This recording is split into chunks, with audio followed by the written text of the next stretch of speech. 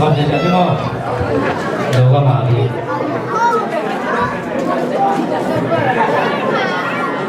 Qua nhà lại về ăn là một hai người ba hai người.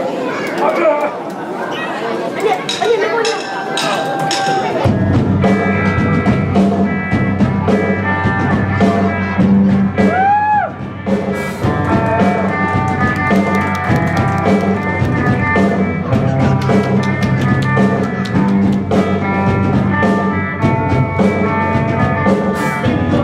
Hãy subscribe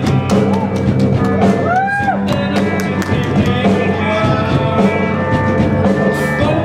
để không bỏ